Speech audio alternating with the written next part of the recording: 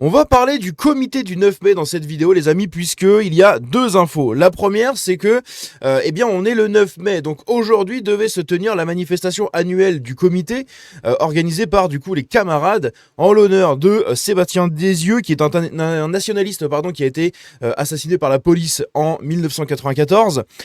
Et la grosse symbolique, c'est que cette année, il y a eu Quentin. Et justement, Quentin devait faire partie des personnes à qui on rendait hommage lors de cette manifestation. Sauf que le Conseil d'État a validé l'interdiction de manifester pour le comité du 9 mai. De l'autre côté, les Antifa, pour leur contre-manif, elle est bien maintenue, hein, ne vous inquiétez pas.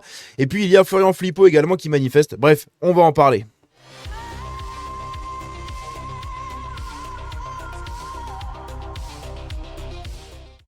Et là, je me gourre, j'ai mis sur le truc Streamlabs. Voilà. Donc, le comité du 9 mai, pour ceux qui ne savent pas ce que c'est ceci. C'est une manifestation qui est organisée depuis 30 ans pour rendre hommage à Sébastien Desieux, qui est un nationaliste qui du coup est décédé sous les coups de la police. Il a été défenestré par la police en 94.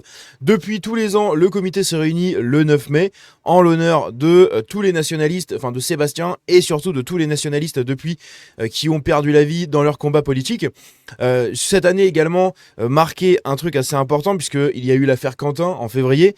L'affaire Quentin qui du coup devait faire partie justement des personnes à qui on rendait hommage lors de cette journée-là.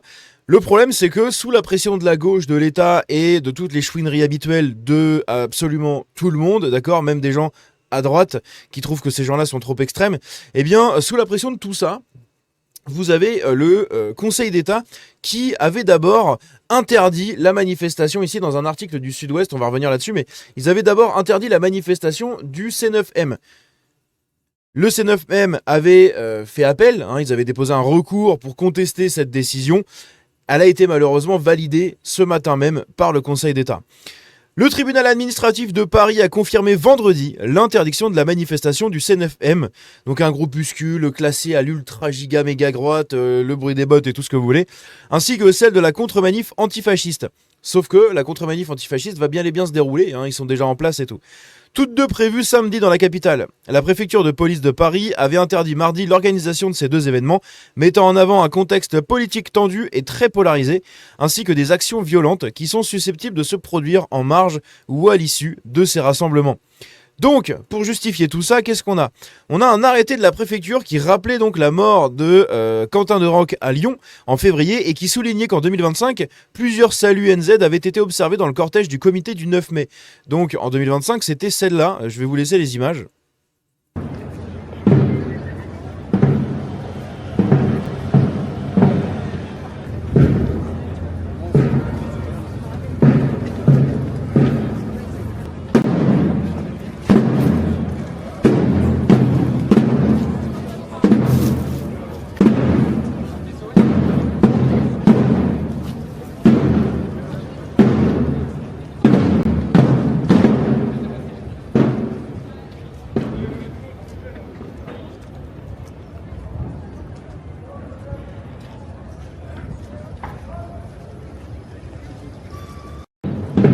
Donc à savoir également que leur slogan c'est Europe, Jeunesse, Révolution. Il y a plusieurs autres groupes comme ça en Europe qui scandent également la même chose dans leur langue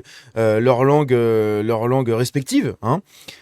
Et donc tout ça, ça justifie, selon tous ces trucs-là, ça justifie l'interdiction de ces trucs. Donc oui, il y a eu des saluts NZ qui ont été observés. Apparemment, c'est comme au canon français. À l'aide de tes connaissances, tu as réussi à reconnaître un salut NZ qui ne ressemblait à tout sauf à un salut NZ. Oui, dans ces comités-là, comme le 9M, enfin le C9M, etc., il y a des mecs qui sont vraiment à droite. Oui, il y en a probablement, c'est même une certitude. Peut-être qu'il y a eu quelques saluts NZ qui ont été faits. En revanche, est-ce que vraiment, à cause, encore une fois, de deux gus, t'es obligé de condamner l'entièreté du mouvement? Je ne sais pas. C'est un peu bizarre, parce que dans ce cas-là, qu'est-ce qu'on fait de tous les mouvements antifascistes quand t'as des mecs qui tuent et qui appellent au terreau H24, dans ce cas-là, tu interdis absolument tout ce qui est antifasciste. Et pourtant, il y a beaucoup moins de moyens qui sont déployés contre les antifas. Bref, donc l'année dernière, la manif avait été initialement interdite par la préfecture avant que le tribunal ne suspende la mesure.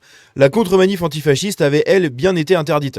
1 millier de militants d'ultra-droite avaient alors défilé dans la capitale, pour la plupart le visage masqué et arborant des symboles associés à l'idéologie NZ, donc la croix celtique et tout. Apparemment c'est NZ.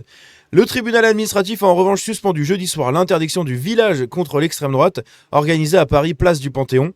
Le C9M manifeste tous les ans pour l'anniversaire, blablabla. Et donc, ce matin, eh bien, on a eu tout simplement la validation de cette interdiction, puisque le C9M avait déclaré du coup qu'il ferait un peu un recours, qu'il contesterait cette interdiction. Mais voilà, la plus haute juridiction administrative a validé l'interdiction du rassemblement du C9M prévu pour ce samedi dans la capitale, en raison des risques de troubles à l'ordre public. Le conseil des... Donc à côté, vous avez des manifestations pour l'Iran, des manifestations de la LFI H24, des manifestations de tous ces trucs-là, ça ne pose aucun problème. La manif pour le Mali, où il y a eu des propos chelous qui ont été tenus, c'est pareil, ça en bat les couilles. Au secours. Donc, le Conseil d'État a confirmé l'interdiction, blablabla. La préfecture de police avait interdit mardi cette manifestation, ainsi que la contre-manif antifasciste également. Du coup, pour rendre hommage à Quentin, à Sébastien et à tous les autres, avec le fameux Sébastien présent. Voilà. Là, du coup, il y aurait eu Quentin présent également. Vendredi, le tribunal avait rejeté le recours des organisateurs en raison du risque de troubles à l'ordre public. Saisi en urgence, le juge des référés du Conseil d'État a, dans une ordonnance datée de vendredi, confirmé cette décision. Malgré l'interdiction, le C9M a appelé ses soutiens à se rassembler à 15h place des Pyramides, où se réunissent déjà les souverainistes d'extrême droite. Florian Philippot à l'extrême droite, à l'appel de Florian Philippot, président des Patriotes, et où se trouve la statue de Jeanne d'Arc en bronze doré. Donc le C9M devait déposer une gerbe de fleurs au pied de la statue de Jeanne d'Arc. Je ne sais pas si c'est le cas, il n'y a absolument aucune vidéo sur les réseaux en ce moment de tout ça. Pourtant, à l'heure où j'enregistre, il est 15h38. J'ai fouillé un peu partout, il n'y a aucune vidéo ni de la manif de Florian Philippot, ni du C9M, ni de rien du tout. Et que ce soit sur les réseaux gauchistes ou droitards, il n'y a absolument rien. Donc je ne sais pas ce qui se passe, je vous en ferai un débrief sans doute demain. Des échanges contestés avec les autorités. Le C9M a assuré vendredi soir sur son compte X être en négociation avec les autorités pour un rassemblement d'hommages, blablabla. La préfecture de Paris a démenti samedi matin tout échange. Donc ils ont démenti apparemment. Depuis hier, vendredi, on n'a pas eu d'interdiction. On a expliqué à la préfecture la problématique, à savoir qu'il y a dans Paris des milliers d'antifas et des milliers de nationalistes, et que si on veut que les uns et les autres n'errent pas en bande et qu'il n'y ait pas de conflit, eh bien il faut autoriser le rassemblement. C'est ce qu'a déclaré du coup Jean-Eudes Gana, qui est donc le porte-parole du C9M, donc juste ici, à cette occasion, que vous voyez juste là. Blablabla. L'année dernière, la manif du C9M avait été initialement interdite par la préfecture de police, bon bref, blablabla. Et donc, la propagande. Qu'est-ce qui se passe ? Au niveau de la propagande, il se passe ceci. Ça, c'est un article d'un rédacteur en chef, Patrick Champagnac, qui est retraité journaliste et rédacteur en chef de France 3, enseignant à l'université de Toulouse dans les diplômes de journalisme, etc., qui retweet ceci. Et là, je me suis dit, ça commence vraiment littéralement, c'est ridicule. En fait, c'est trop gros pour être vrai. Après, peut-être que c'est vrai, mais je veux dire, c'est vraiment forcé pour forcer. En fait, qu'est-ce qui se passe ? Eh bien, on a appris que 9 militants d'ultra-droite ont été interpellés à Paris et placés en garde à vue en possession de couteaux, de matraques télescopiques et de gants coquets. Ils s'apprêtaient à rejoindre le défilé interdit du C9M, finalement annulé. Alors, je sais pas, écoutez, c'est possible, mais dans ce cas-là, on fait quoi de tous les antifas qui ont également le même attirail ? Et qui peuvent organiser des contre-manifs en toute liberté. Là, apparemment, cette contre-manif est toujours maintenue également dans cette décision du Conseil d'État d'interdire les deux manifestations, du C9M et des Antifas. Mais on sait très bien que les Antifas vont quand même se regrouper. Là où le C9M va potentiellement être vachement freiné cette année, puisque la plupart des gens du C9M sont des gens avec un cerveau, et donc ils ne vont pas tenter de faire n'importe quoi et de risquer de finir en tôle pour rien. Là où les antifas s'en battent les couilles, parce que de toute façon ils savent très bien qu'ils sont du bon côté de la ligne pour l'instant, et donc ils peuvent continuer à défier et à provoquer l'État. Donc on verra qui aura eu gain de cause, qui se sera pointé et pas pointé. Dans tous les cas, c'est quand même assez triste d'interdire à tous ces trucs-là de manifester. Pour moi, même les antifas devraient... Si tu autorises à gauche à manifester, tu autorises à droite à manifester. Voilà. Si tu interdis un extrême, tu interdis les deux, mais interdis-les vraiment. C'est pas juste on vous interdit de manifester et en fait t'as quand même 200 antifas qui vont être dans une rue. C'est pas comme ça que ça marche. Hein. Si t'interdis pour de vrai. Donc on verra comment ça va se passer. Je vous ferai un débrief s'il y a besoin d'un débrief. Bon, et bien du coup, je viens de terminer la vidéo et en fait, j'ai regardé un peu sur X et en 5 minutes, eh bien, ils ont publié un truc, voilà. J'ai regardé un peu sur X ce qui se passait, j'ai regardé un peu sur Insta et tout.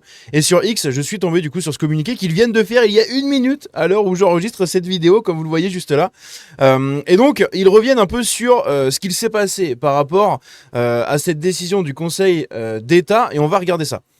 L'État policier intensifie la répression des nationalistes. Sans surprise, le Conseil d'État a rejoint aujourd'hui les décisions liberticides de la préfecture et du tribunal administratif. Aucune de nos propositions n'a été acceptée, pas même le simple dépôt d'une gerbe. Alors que Paris est régulièrement livré aux violences des racailles et de l'extrême gauche, le ministre de l'Intérieur a déployé les grands moyens cet après-midi pour harceler et arrêter nos sympathisants, toujours plus nombreux à répondre à notre appel. Nous vous appelons à la plus grande prudence et à quitter le périmètre du rassemblement. Les forces de l'ordre procèdent à des interpellations systématiques. Leur répression n'arrêtera pas nos convictions. Nous continuerons de faire vivre la mémoire de nos martyrs. Voilà ce qui conclut du coup cette vidéo. Merci d'avoir regardé jusqu'au bout et j'ai eu un peu de chance. Au final, j'ai eu un peu de chance avant de publier cette vidéo, d'avoir regardé un peu ce qui s'était repassé depuis l'enregistrement et d'être tombé là-dessus. Bref, vous avez les informations, vous en faites ce que vous voulez. Maintenant, on se dit à la prochaine. Ciao.